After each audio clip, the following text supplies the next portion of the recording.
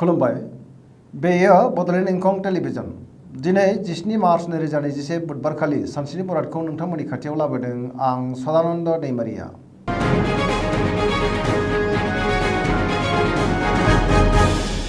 सिगां फरायनो लादों मेष राशि। दिनैनि साना जोबोर मोजां।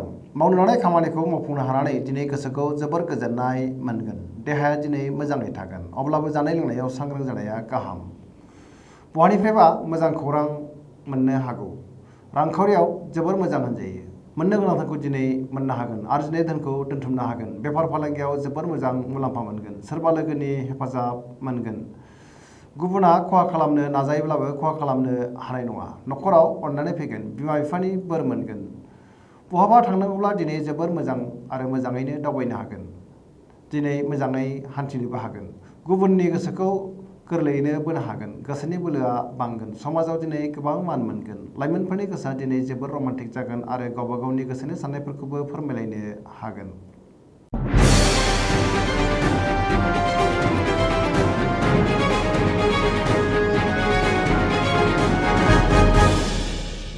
वृष राशि। दिनैनि साना जोबोर मोजां। गोसोखौ जोबोर गोजोननाय मोनगोन। गोसोनि बोलोआ बांगोन। मावनो लानाय खामानिखौ थि समावनो मावफुंनो हागोन। समाजाव गोबां मान मोननो हागोन। रांखावरियाव जोबोर मोजां होनजायो। बेफार फालांगियाव मोजां मुलाम्फा मोनगोन। आरजिनाय धोनखौ दोनथुमनो हागोन। न'खराव बिसि फिसायनि गेजेराव अननानै फैगोन। बिदा फंबायजों मोजां सोमोन्दो थागोन। बिमा बिफानि अननाय आरो बोर मोनगोन। देहाया दिनै मोजाङै थागोन। गुबुननि हेफाजाब मोनगोन। जायखि खामानि मावा मानो दिनै गोरलैयैनो मावफुंनो हागोन। सिगांनि बबेबा आद्रा खामानिखौ दिनै गोरलैयैनो मावफुंजोबगोन। लोगोफोरनि अनसायनाय मोनगोन। लाइमोनफोरनि गोसोआ जोबोर रमान्टिक जागोन आरो गोसोनि साननायखौ फोरमायलायनोबो हागोन।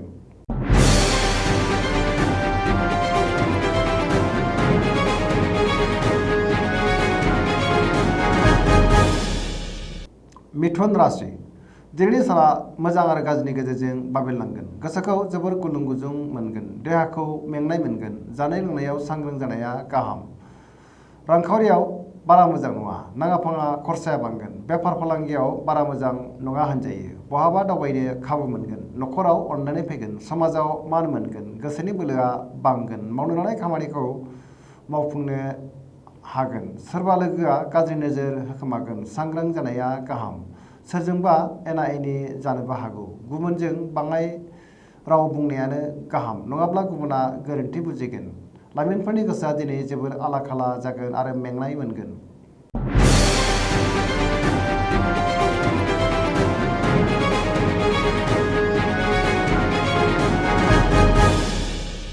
कर्कट राशि। दिनैनि साना मोजां आरो गाज्रिनि गेजेरजों बाबेनलांगोन। गोसोआव नेगेटिभ एनार्जिनि गोहोम गोग्लैगोन। मावनो लानाय खामानिखौ थि समाव मावफुंनो गोब्राब जागोन। रांखावरियाव मोजां। बेफार फालांगियावबो मोजां होनजायो। न'खराव सोरबा लोमजानो हागौ। देहाया दिनै मोजाङै थागोन, अब्लाबो जानाय लोंनायाव सांग्रां जानाया गाहाम। माबा साननानै गोसोखौ जोबोर गिलुं गिलुं आरो दरसि मोनगोन। अदेबानि गुबुननि हेफाजाबजों गोसोखौ मोजां मोनफिनगोन। न'खराव अननानै फैगोन। समाजाव मान मोननो हागोन। फरायसाफ्रा फरायनायाव मोजां फिथाइ मोनगोन आरो गोसो दुंखांगोन।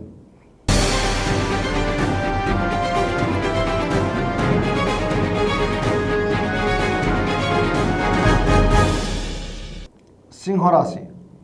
दिनैनि साना जोबोर मोजां। गोसोखौ जोबोर गोजोननाय मोनगोन। मावनो लानाय खामानिखौ थि समावनो मावफुंनो हागोन। सिगांनि बबेबा आद्रा खामानिखौ दिनै गोरलैयैनो मावफुंजोबगोन। सोरबा लोगोनिफ्राय हेफाजाब मोनगोन आरो मोजां खौरांबो मोनगोन।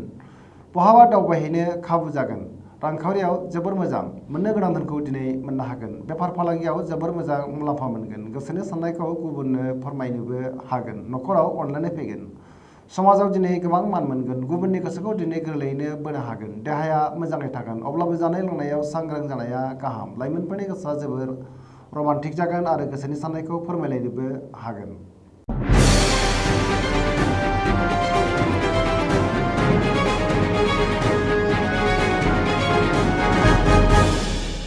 कन्या राशि।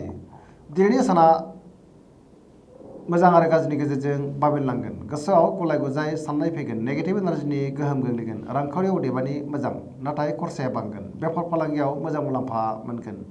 देहाया मोजाङै थागोन, अब्लाबो जानाय लोंनायाव सांग्रां जानाया गाहाम। गोबां सुबुंखौ बहाबा लोगो मोनलायगोन।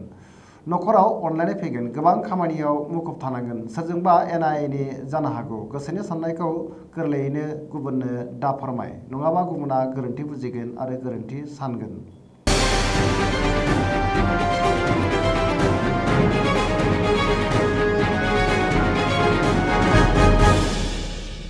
तुला राशि दिनैनि साना जोबोर मोजां गोसोनि बोलोआ बांगोन गोसोनि साननायफोरा जाफुंगोन मावनो लानाय खामानिखौ थि समावनो आरो गोरलैयैनो मावफुंनो हागोन देहाया दिनै मोजाङै थागोन रांखावरियाव जोबोर मोजां होनजायो मोननो गोनां धोनखौ दिनै मोननो हागोन न'खराव बिसि फिसायनि गेजेराव अनलायनाय फैगोन समाजाव गोबां मान मोनगोन बेफार फालांगियाव मोजां मुलाम्फा मोननो हागोन गुबुननि गोसोखौ दिनै गोरलैयैनो बोनो हागोन गोसोनि बोलोआ बांगोन पजिटिभ एनार्जिनि गोहोम गोग्लैगोन लोगोफोरनि हेफाजाब मोनगोन गोदान थांखि लानो रोंगोन सेंग्रा सिख्लाफ्रा गोसोखौ दिनै जोबोर रमान्टिक मोनगोन फरायसाफ्रा फरायनायाव गोसो दुंगोन आरो मोजां फिथाइ मोननो हागोन।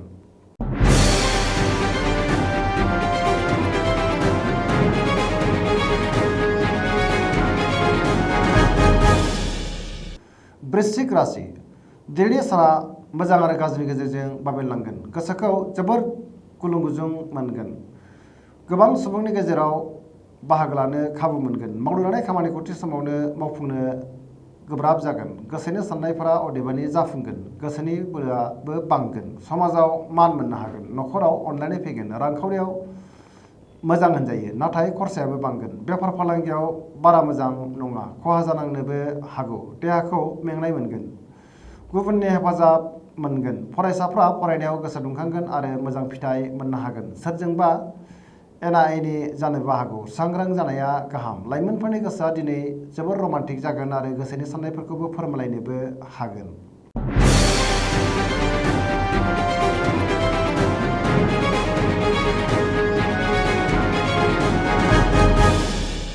धनु राशि दिनैनि साना जोबोर मोजां गोसोआव बोलो बांगोन मावनो लानाय खामानिखौ थि समावनो मावफुंनो हागोन गोसोनि साननायफोरा जाफुंगोन रांखावरियाव जोबोर मोजां मोननो गोनां धोनखौ दिनै मोननो हागोन बेफार फालांगियाव जोबोर मोजां मुलाम्फा मोनगोन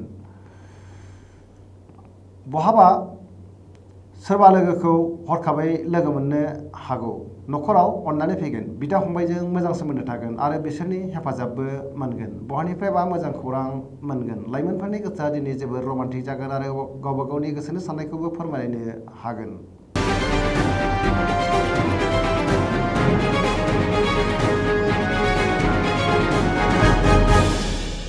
मकर राशि दिनैनि साना जोबोर मोजां गोसोनि साननायफोरा जाफुंगोन सिगांनि बबेबा आद्रा खामानिखौ मोजाङैनो मावफुंनो हागोन रांखावरियाव जोबोर मोजां होनजायो आयआ बांगोन मोननो गोनां धोनखौ दिनै मोननो हागोन बेफार फालांगियाव जोबोर मोजां मुलाम्फा मोनगोन गुबुननि गोसोखौ दिनै गोरलैयैनो बोनो हागोन सिगांनि बबेबा आद्रा खामानिया मोजाङैनो मावफुंजागोन गुबुनजों मोजां सोमोन्दो लाखिनो रोंगोन गोब्राब खामानिखौ मावफुंनो हानानै गोसोखौ बांसिन गोजोननाय मोनगोन गोदान खामानिखौ जागायजेननोबो हागोन न'खराव अननानै फैगोन बिदा फंबायजों मोजां सोमोन्दो थागोन बिमा बिफानि अननाय आरो बोर मोनगोन सेंग्रा सिख्लाफ्रा गावबा गावनि गोसोनि साननायफोरखौ फोरमायलायनो हागोन फरायसाफ्रा फरायनायाव गोसो दुंखांगोन।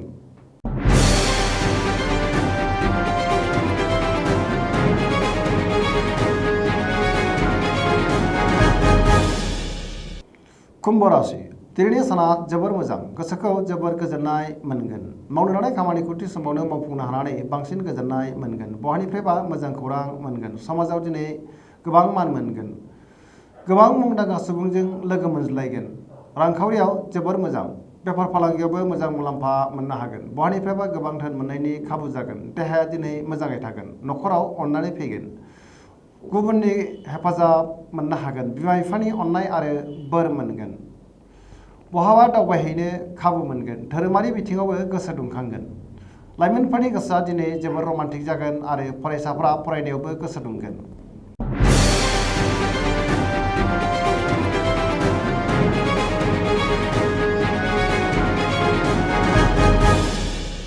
मीन राशि दिनैनि साना मोजां आरो गाज्रिनि गेजेरजों बाबेनलांगोन गोसोखौ जोबोर गुलुं गुजुं मोनगोन गोसोनि साननायफोरा देबारनांगोन गोसोनि बोलोआ लोरबां जागोन गावनि गोसोनि साननायखौ गुबुननो दा फोरमाय नङाब्ला गुबुना गोरोन्थि बुजिगोन देहाया मोजाङै थागोन रांखावरियाव मोजां होनजायो बेफार फालांगियावबो मोजां न'खराव अनलायनाय फैगोन माखौबा साननानै गोसोनि जिंगाया बांगोन सोरजोंबा एना एनि जानोबो हागौ सांग्रां जानाया गाहाम लाइमोनफोरनि गोसोआ दिनै जोबोर आला-खाला जागोन फरायसाफ्रा फरायनायाव गोसो दुंनाय नङा सरासनस्रायै दिनैनि साना मोजां आरो गाज्रिनि गेजेरजोंनो बाबेरनांगोन दिनैनि रासि फरायथिनाया एसेनोसै जोबनायाव बेखौनो खावलायो जाहाथे नोंथांमोना सानफ्रामबो जोंनि बे बड'लेण्ड इंखं टेलिभिजनखौ नायबाय थायो आरो साबस्क्राइब खालामो एसेनोसै गोजोन्थों।